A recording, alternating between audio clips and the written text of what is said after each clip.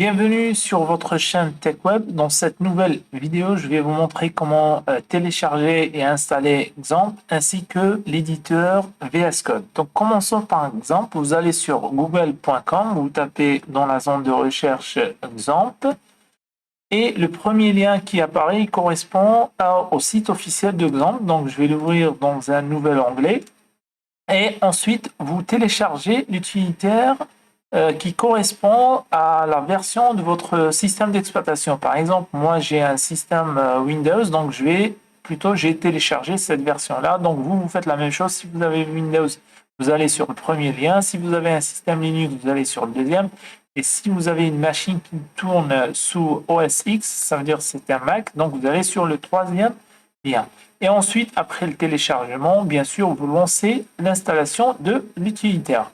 Normalement, lorsque vous lancez l'installation de l'utilitaire, vous allez avoir une fenêtre similaire à celle-ci. Donc moi, je n'ai pas besoin, et vous aussi, vous n'avez pas besoin d'installer tous les outils qui sont intégrés dans Xampp. Donc on n'aura besoin que de l'essentiel pour démarrer notre développement back-end. Donc j'aurai besoin d'un serveur Apache HTTP.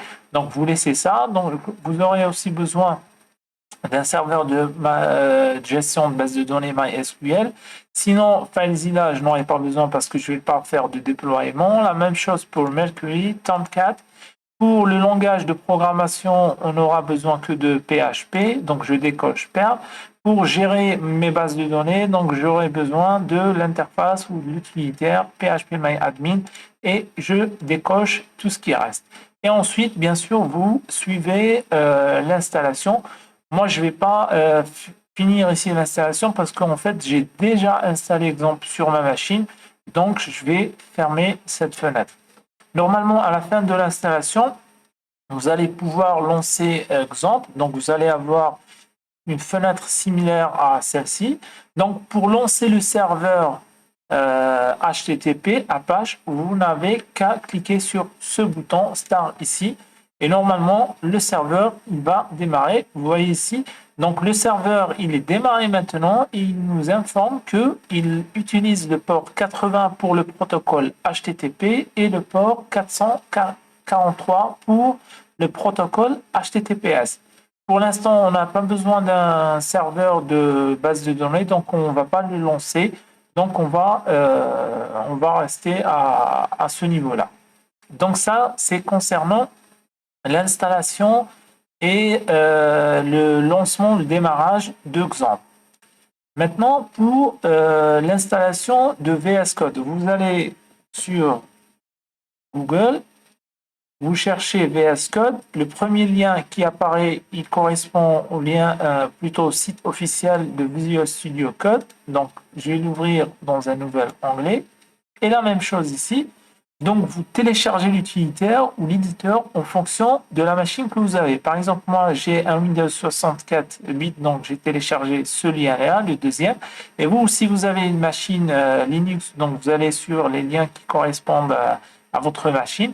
Si vous avez un Windows 32 bits, donc vous avez ici Other Downloads, donc vous cliquez dessus et vous allez avoir d'autres versions de l'éditeur et ça va correspondre probablement à ce que vous avez. Donc ça, c'est pour le téléchargement de Visual Studio Code. Donc vous lancez l'installation par la suite et à la fin, normalement, lorsqu'il sera installé, vous allez avoir une fenêtre similaire à celle-ci.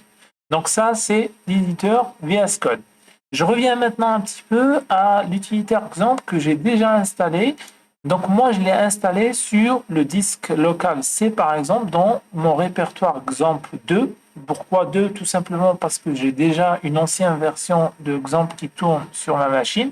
Donc dans ce répertoire, je vous ai déjà parlé d'un dossier dont le nom est htdocs. Normalement, ce dossier, c'est là où il faut mettre vos scripts et vos programmes PHP. Par exemple, moi, j'ai déjà quelques scripts ici.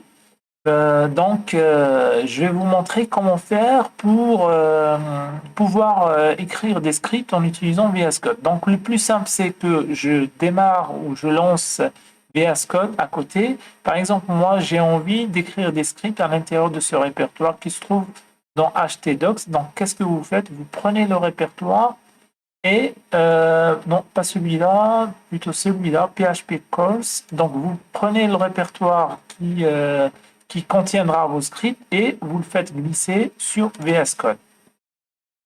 Ensuite, l'éditeur VS Code va ouvrir le répertoire que vous avez glissé dessus. Par exemple, moi, à l'intérieur de ce répertoire, j'ai un autre répertoire dont le nom est week0 et à l'intérieur, j'ai déjà un script ou plutôt une page helloworld.php dont voici le contenu.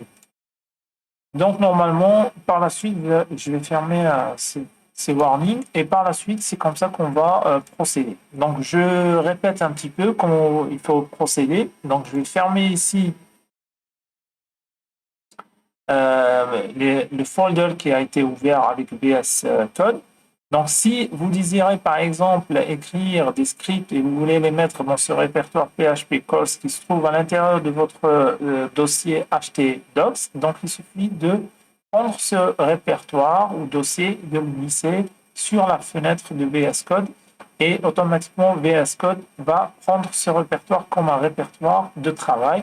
Et donc, vous allez pouvoir ici écrire votre programme et faire ce que vous voulez avec. Voilà.